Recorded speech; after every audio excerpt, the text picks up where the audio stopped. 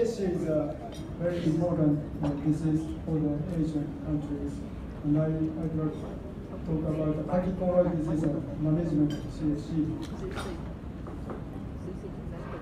I prepared the 3 topics. Pachychoroid disease spectrum, and what kind of disease belongs to, and classification of clinical manifestation of central serous chorioretinopathy, CSC, and treatment of CSC. First topic. What kind of disease belongs to the Pachychoroid disease spectrum? Concept of Pachychoroid is the word derived from development of OCT image, linear OCT, and source OCT. It means the diffuse thickening of the choroid, like this image, OCT image. And Pachy vessel is dilated choroidal vein, vessels in the hair vein. Actually, this is a vein, as I said this morning. And focal thickening of the choroid. This area is not so thick, but this area you have you can see the choroid portion. So this focal thickening choroid is also in the concept of pachychoroid, and choroidal vascular hyperpermeability (CVH) inside the angiogram. It shows that the dilated choroidal vein and area of diffuse hyperfluorescence in the right place. Pachychoroid disorder spectrum is a 6th disease, include the 6th disease, CSC, and pachychoroid pigment epsilopathy, and pachychoroid neovasculopathy, and polypoidal PCV, and it's called the aneurysmal type 1 neovascularization, 81, and focal choroidal aggravation, and peripapillary pachychoroid syndrome. I go through each disease.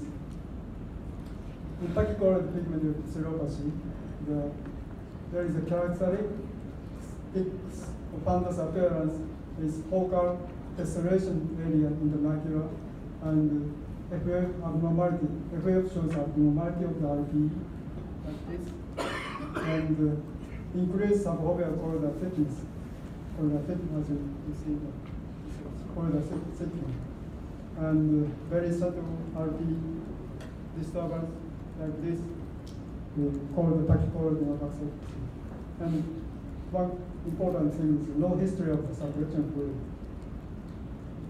It was reported in 2013. And pachychoroid neovasculopathy, the tongue, reported, it's a kind of type 1 and localized area of choroidal thickness and thickening and dilated choroidal veins. SS.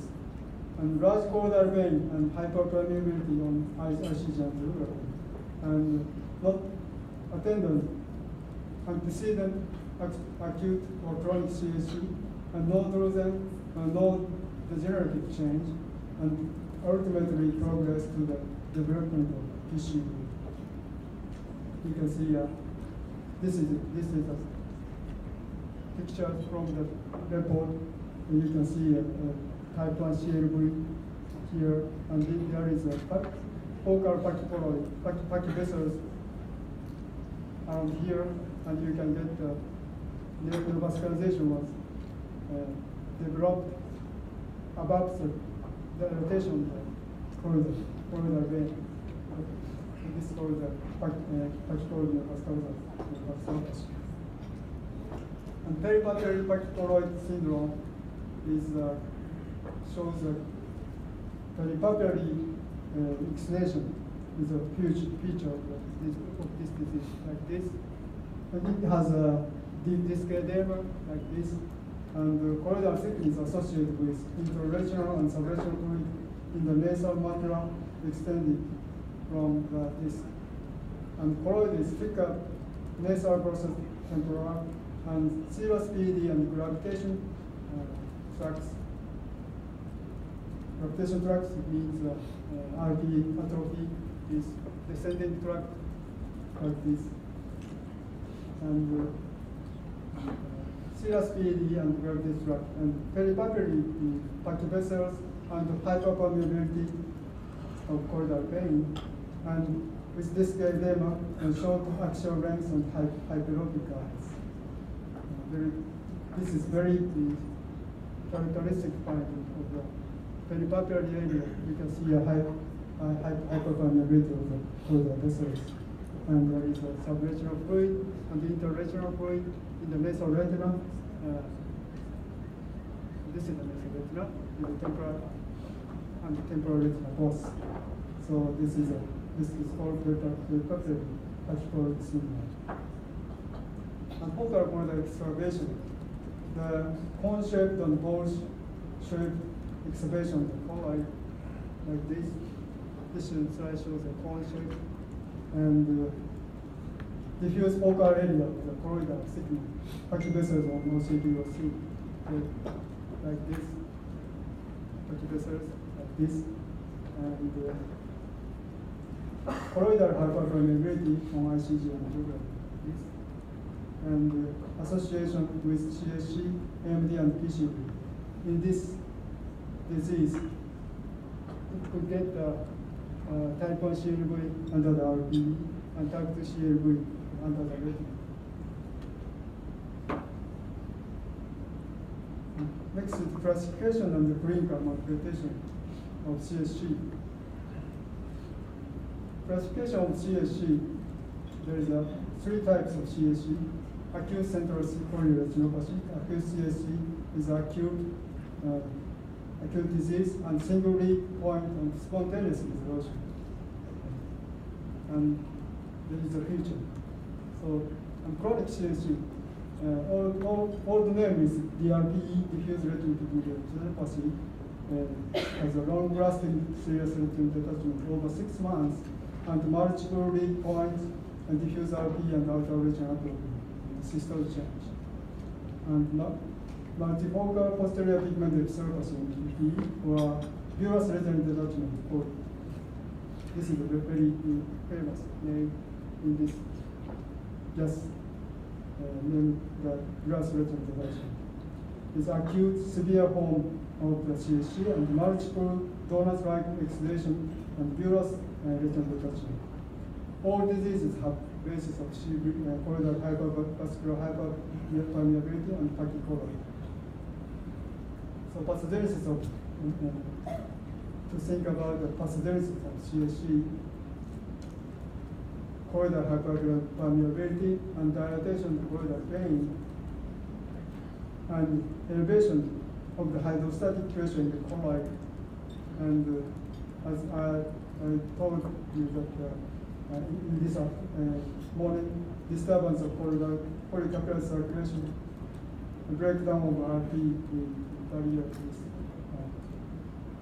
occurred, and then subretinal fluid leakage. And also it was so that the malabsorption of subretinal fluid is related to the maintenance of maintain the subretinal fluid for longer time. This slide shows acute CSC, round-shaped serous retinal detachment, and pinpoint leakage in the around the fovea and smokestack-like leakage. This is a very familiar for you, right? In this case, there is a pinpoint leakage and CCVH in this case, and RP lines usually smooth outside the leak point. But in the leak point, if you slice if you make a slice by OCD in the leak point, this patient has a subfoveal leak point and very active leakage, smokestack type, and subretinal leakage of the dye is also in ICG angiography. If you scan this area, you can see a micro PED in the little leak point and the pachychoroid under the leak point.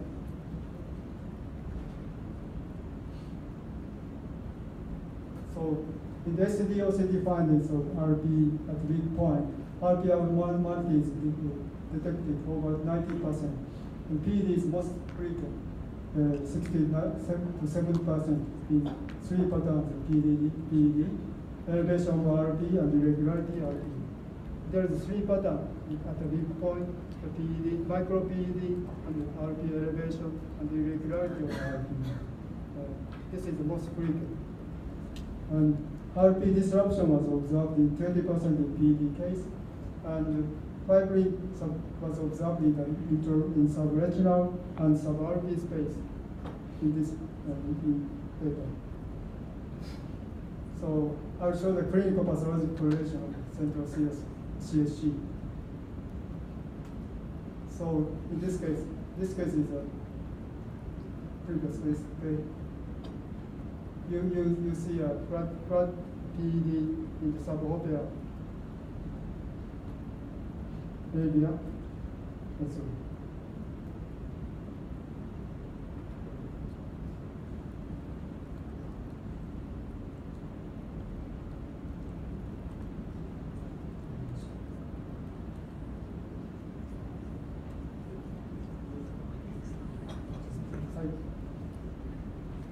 In the textbook, there is a very beautiful picture of pachychoroid, just atlas macular disease. A very big point is very flat, has a very flat PD, and maybe the gap of the cell that fluid will go up to the subretinal fluid. So abnormal finding of RP over 90% on serous SDOCT micro PD are for week. And also in this textbook, the Japanese textbook, this is a big point of the CSG. You can see a Pachychoroid RP, and maybe the junction of the RP was broken, and in such area, the fluid from the choroid go into the subretinal space. And subretinal leakage from the RP microlid, you sometimes see a microlid in the CSG. You see a subretinal fibrin, round-shaped subretinal fibrin. EFF, in Gaussian angiography, you can see a round-shaped hyperfluorescence and a hotspot in this area. And in the red place, you see a microlid here, leakage from the microlid is PD. In OCTA, if you cut this slice, you can see a serous PD and gap of the serous PD, disruption of the RP. This is a microlid, and serous detachment is seen also in the subretinal sub-RP space. Dr. Schatz have already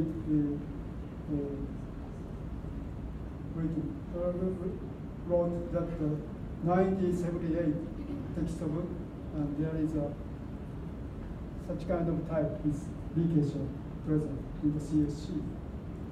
And just text atlas of macular disease, you can see a PD and subretinal fibrin and sub-RP fibrin in this text. Such kind of gap of the RP makes the fluid from the choroid to the subretinal space. And retinal precipitate, about the retinal precipitate, usually observed in the long-lasting serous PD and the serous artificial detachment, seen as a hyperreflected foci in the OCT. You see a hyperreflected foci, the interretinal and subretinal and overall PE. In this textbook in Japanese, you can see very round-shaped, pigmented cells, with pigmented cells go around the subretinal and the interretinal and the overall PE. It's very corresponding to this OCT. If you enlarge this part, you see migrated macrophages phagocytized outer segment and pigment granules. This is a macrophage. This is so-called pigmented macrophage for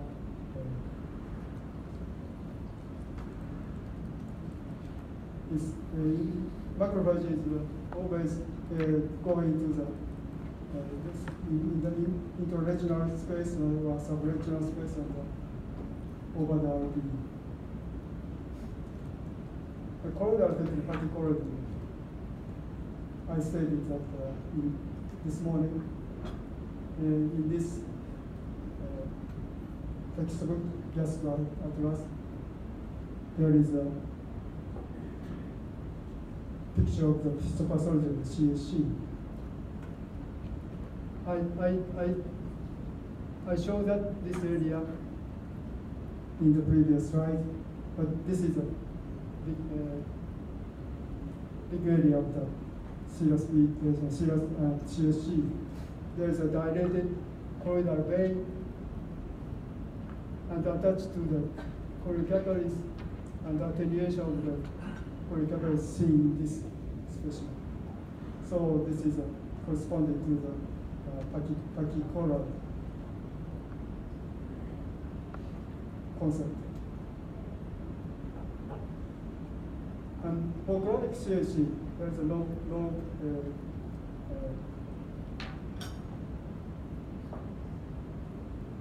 this patient doesn't have a subretinal fluid, but chronic CSC with after that, this patient is after the spontaneous resolution. Choroid is very thick with 640 micrometer thickness, and the feature is a very thin retina at the fovea, and loss of outer nuclear layer. Attenuation of outer nuclear layer is very prominent, and irregularity of RP also seen. In the textbook, there is a loss of outer nuclear layer. Here, this is the internuclear layer, and RP proliferation and retinal macrophages migration make irregularity of the RP. Next, chronic CSC. The chronic CSC over 50 years old, older male, and bilateral disease with multiple or decreased leakage with RP atrophy, and decreased visual acuity, sometimes severe visual disturbance, and the differential diagnosis is important with Pachychoroid neuroscopy. This is a typical case of chronic CSC. 45 years old male bilateral case. You can see an RP atrophy anywhere, and you see a diffuse RP disturbance at the fovea and descending tract, and subretinal leakage at the edge of the RP atrophy. There's multiple leakage in the leg face, and in ICG angiography, you could see a severe choroidal vascular hyperbiliary. And also in the OCD, you see outer retinal atrophy.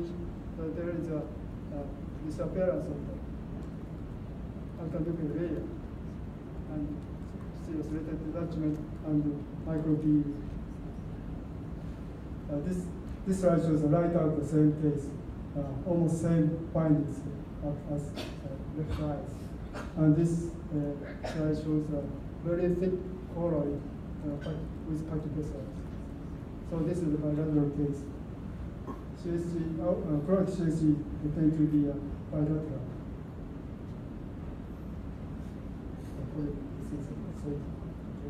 And this is the most severe case of chronic CSC. Very strong diffuse RP atrophy. The visual acuity was 0.8, and the compensation of the RP was present in this case. So the fluid from the choroid will go into the RP, subretinal, and interretinal space. And there is prominent pachychoroid here. So next, the bullous retinal detachment, most severe type of CSG. in this eye, there is a very strong and severe leakage from the choroid to the subretinal space, and also accompanied with subretinal fibrin and a lot of subretinal fluid. And sometimes subretinal fibrosis might be occurring in severe case in the reattached retina. This is a typical case of serous retinal detachment. This is not so frequent disease, but in the, sometimes I see this such kind of case. This case was received some keno injection called corticosteroid as VKH, photochromic disease. And you can see donut-like subretinal X-ray. It is a subretinal fibrin. There's a large amount of subretinal fibrin. And bullous retinal detachment in the lower retina. This is a most severe type of CSC. You see many subretinal weak point, and leak is very active, and also in the detached retina, extravascular leakage in the area of bullous detachment we have seen. In the ICG angiography, there is severe choroidal vascular hypervariability, and diffuse hypofluorescence was seen, and also subretinal dark leakage of the ICG was seen. In OCT, we can see a very thick choroid with pachychoroid in both sides, in both sections, and flat RPD is also accompanied. The very flat RPD is accompanied. So move to the treatment of CSC. So treatment of CSC, the systemic medication is recently said in the textbook. A mineralocorticoid receptor antagonist was a spiral lactone, eplerenone. I haven't used this drug, but in the textbook there is these two drugs. And intravitreal medication, anti-VEGF drug, bevacizumab, and laser-based treatment is most important, and thermal laser photocoagulation, PC, and photodynamic therapy, in half dose, half fluence, and substitution, non-damaging retinal laser therapy. Management of acute CSC. In the textbook, the initial management is observation for 4 to 6 months, over 3 months, to expect a spontaneous resolution with corticosteroid cessation if the patient take the corticosteroid as a drug, and to stress reduction, and the management of the risk factors, hypertension and sleep apnea, etc. And two is prompt thermal laser with photocoagulation. Due to the individual's needs or history of CSC, sometimes use a prompt thermal laser. So indication is well defined extracorneal leakage. But this is treatment with no evidence of improvement of final visual outcome, reduce the recurrence rate, and risk of included CRV. But I am using the laser photocoagulation for the CSC very frequently. I think the advantage and disadvantage of thermal laser for CSCs. The advantage is usual technique and long history treatment, and usual laser using the usual laser machine and early disappearance of central scotoma. And disadvantage is permanent scotoma due to photoreceptor damage, and CLV formation of 1%, and the enlargement of the laser scar atrophy-free. So in the pathology of CSC, there is a disruption of the RP, and this is a weak point. The mechanism of PC photocoagulation is laser treatment. With laser treatment with bi-week laser photocoagulation, there you see this is a monkey eye. I made an experiment for the weak photocoagulation monkey eye. You can see RP coagulative necrosis RP very focal. And photoreceptor nucleus, there's no damage. And this is 24 hours after weak fish. 2 weeks after photocoagulation, you see one layer of the RP is proliferated. And the proliferation RP is recovery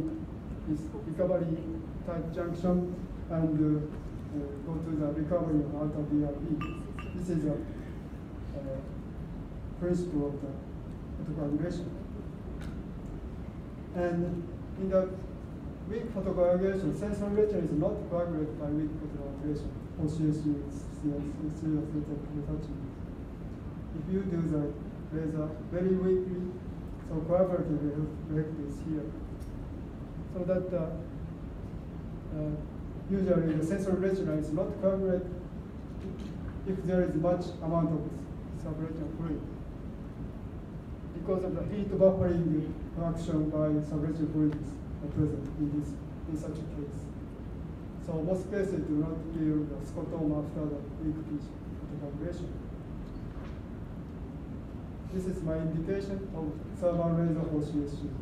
The serous RD is present in the macular region, and pinpoint leakage is present by fluorescent angiography, and big point outside the foveal avascular zone, big point at least 250 micrometer apart from the fovea, and highly symptomatic patient with wish of early healing over 3 months after onset of the disease, a subretinal accumulation of fibrin, possibly of foveal atrophy, worsening visual acuity or low visual acuity of baseline, and cannot expect spontaneous resolution, severe leakage, and recurrent case.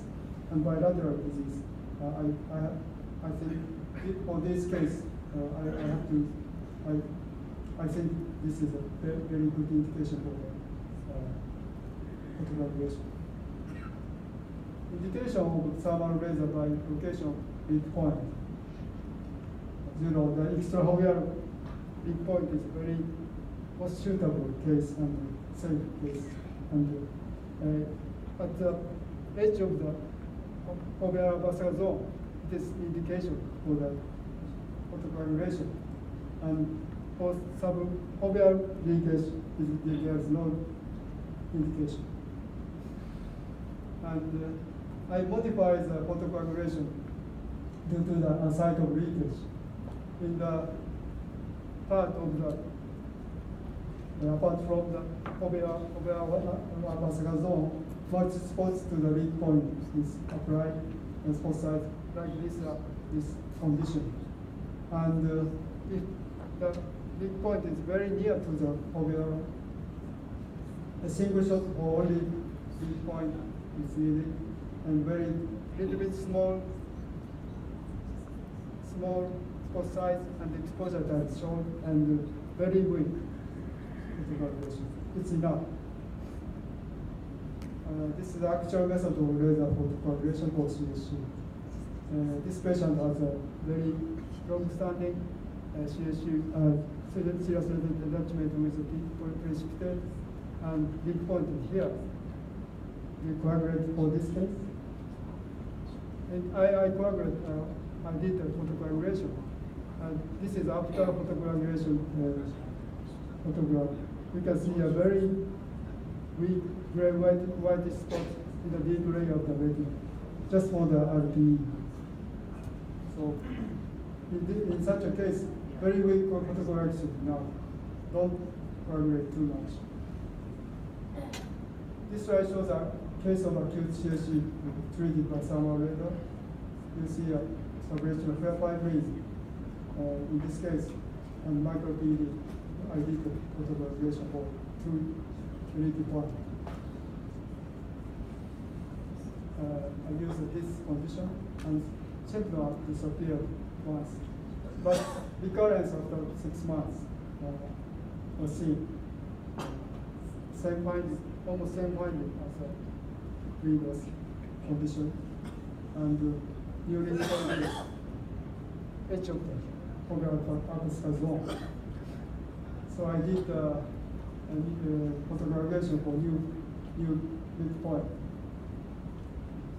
5 shots, very weak photocoagulation.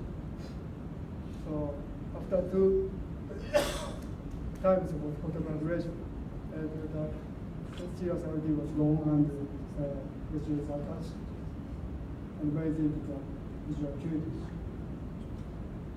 For the treatment for the microlip P or PD RP microlip, single shot for microlip is here. Like this sometimes effective, but the effective rate is not so high. So for the patient who has a microlip from the PED,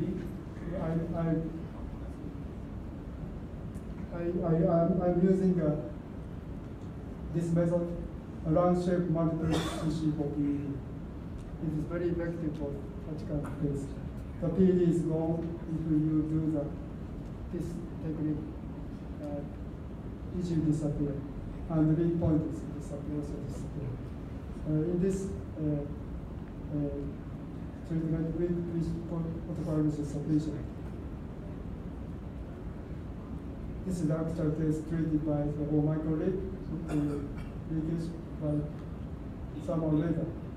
You can see a subretinal fluid and serous PED here, and this is a PED, and this is a microlip.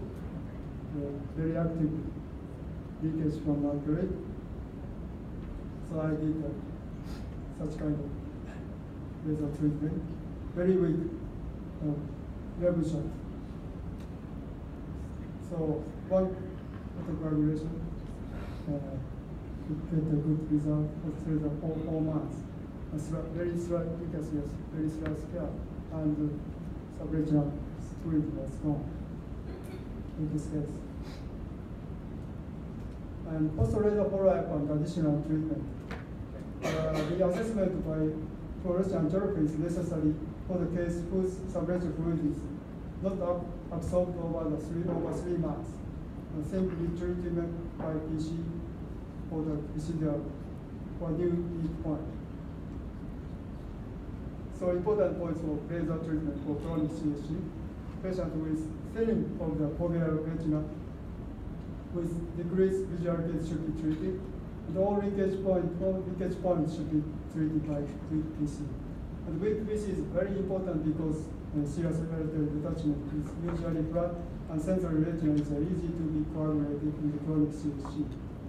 And atrophic creep of the laser scar might occur after several years in the chronic CSC.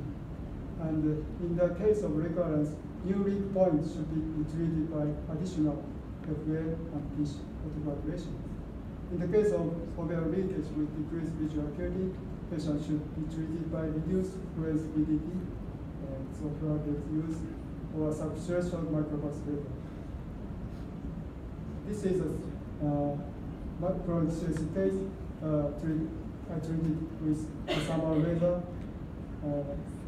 There is a lot of subretinal leak point like this, and I use the same intensive for photocoagulation as acute CSC for each leak point. 6 months later, there is no leakage, and the retinal detachment was long, and 9 months later, recurrence was seen. Again, I did photocoagulation,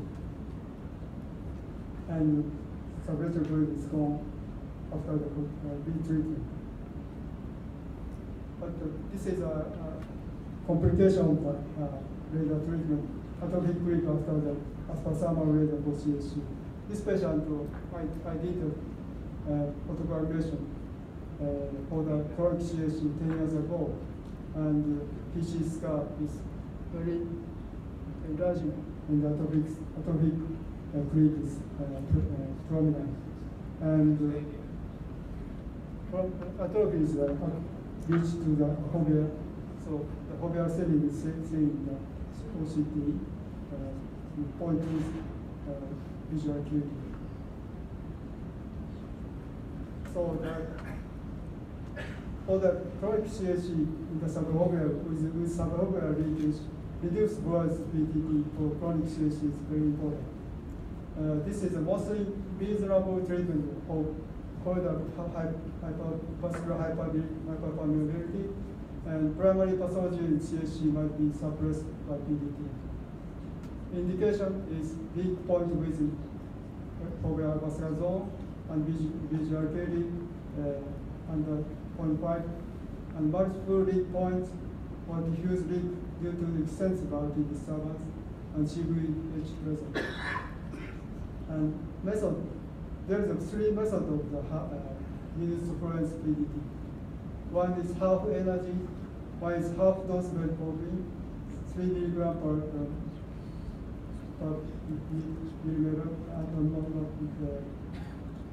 millimeter, and half time exposure is 43 seconds, recently reported.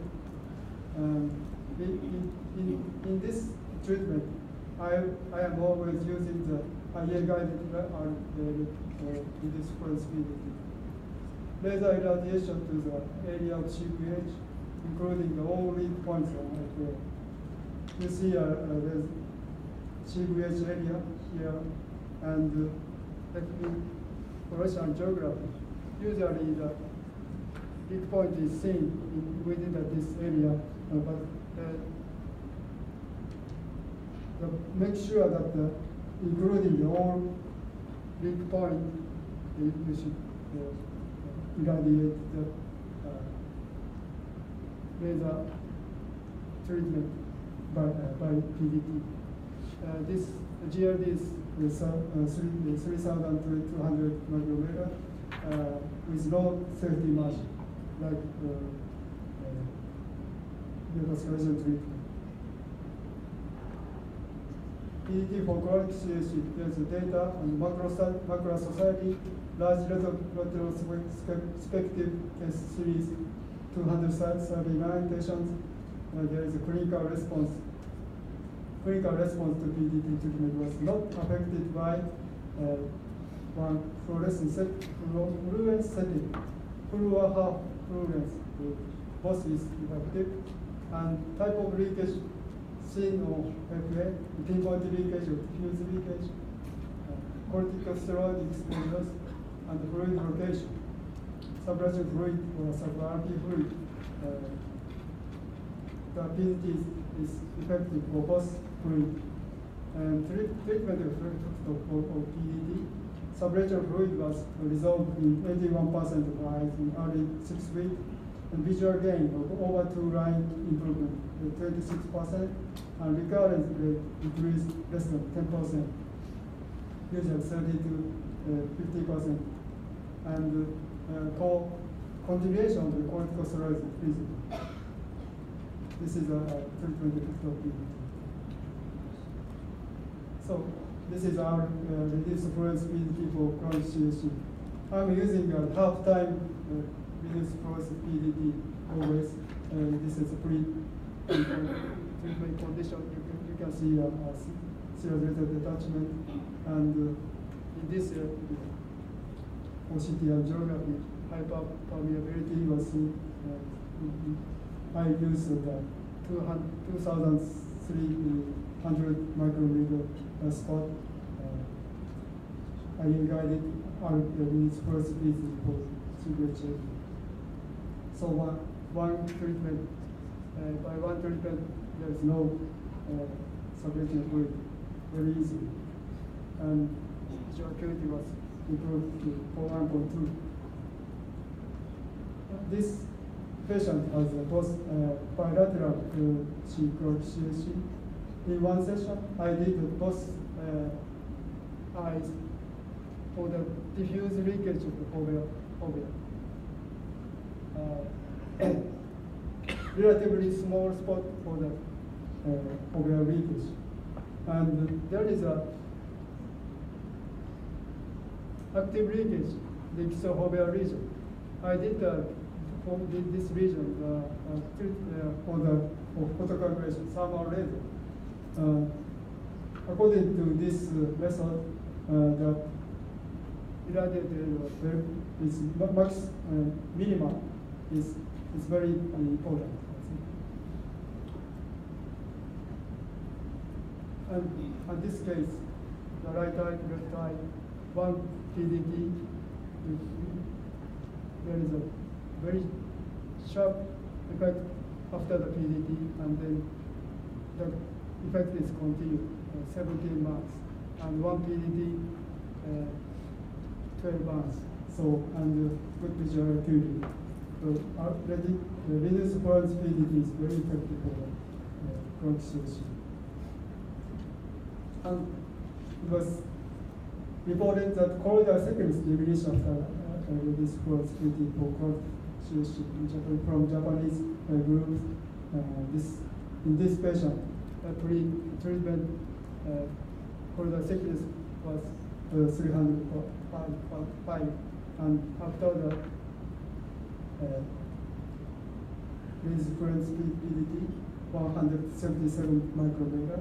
So corneal thickness is useful indicator for the treatment effect. Substress or non-damaging retinal laser therapy is some kind of machine. This machine, 577 nanometer yellow laser navigated microsecond laser. In this paper, you can see. In this treatment, the coagulate, not coagulate, RP was not coagulate, just irradiated RP is effective for the recovery of the barrier. And disadvantage of this method is we cannot see the coagulation spot. Because we cannot make sure that this is a irradiated area or not. But in this case, there is a disappearance of the subretinal fluid after the non-serous retinal laser therapy. I have not used this method yet. So next, the important point of photocoagulation, bullous retinal detachment. Bullous retinal detachment is also a very good indication for the subretinal detachment. So all lead points should be treated. Higher laser energy might be necessary for the site of leakage with subretinal fibrillary. Because of the tissue is crowded, we have to use a higher laser energy to this case, and take care not to be too strong coagulation. And additional fluorescent angiography and laser treatment will be necessary for the case of long-lasting fibrillary subretinal fluid.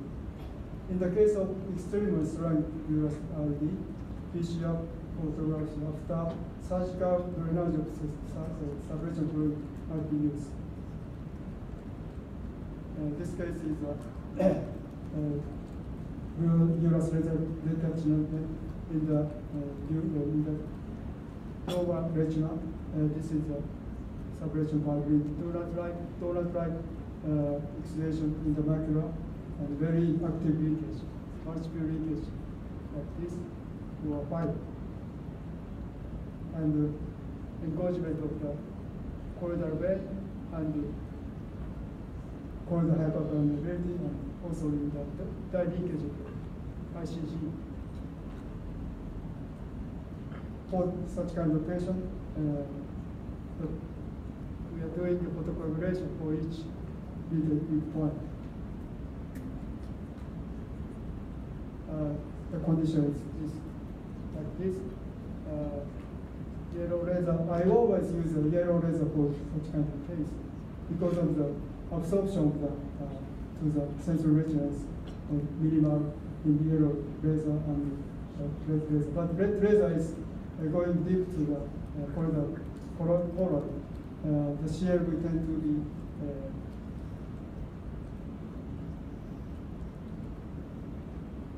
born after the laser. So I'm using the yellow laser. Usually, but you in such a case, you see this area.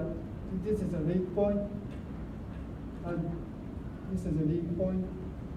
In the lead point, there is a transparent retinal in the center of the donuts. Okay? So you can see a lead point. You can do the photocoagulation through the transparent retina here, like this. Always the lead point, site of lead point, the sensory retina is transparent. This is some laser view in this case, and you can see a very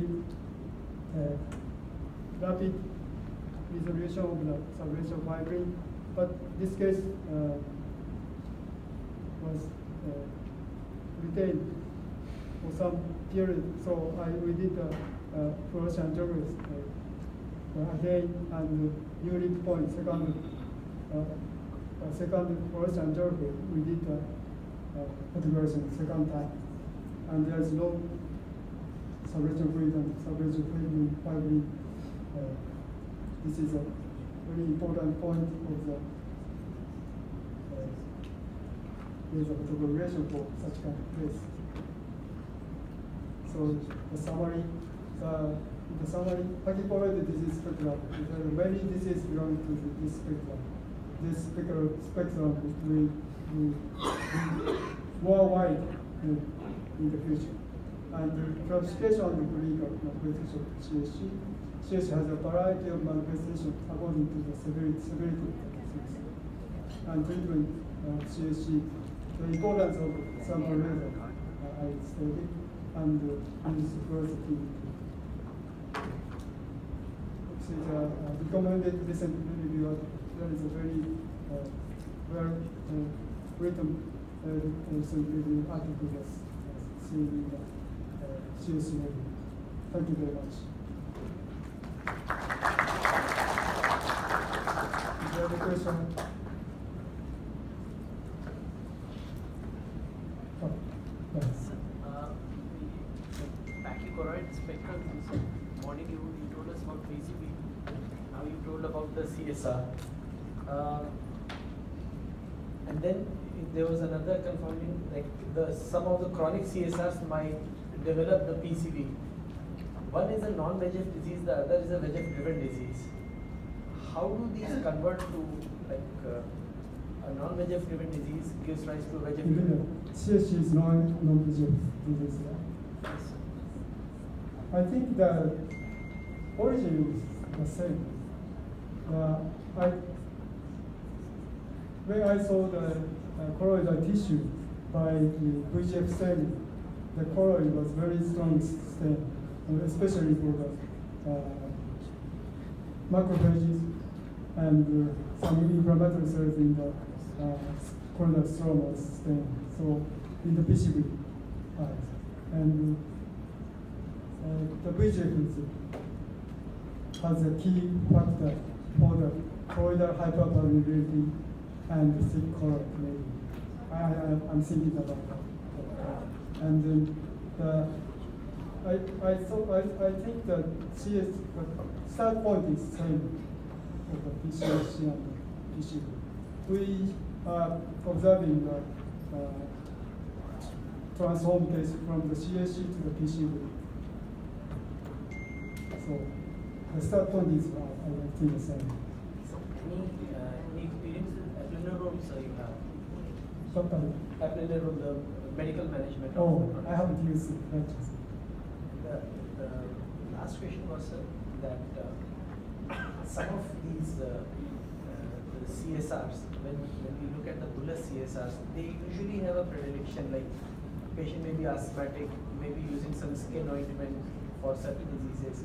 When you are treating, you said that your first line management will always be the laser. Would you consider stopping and regression, or you go more aggressively in these diseases? Something of that. Yeah, you'll wait for some more time, maybe a month or Yeah, yes, yeah. For the absorption, which it takes about 6 months or something like that. Thank you so much. Any other question? So everybody tired, right? No question? If not, I will finish my talk. Thank you very much for it.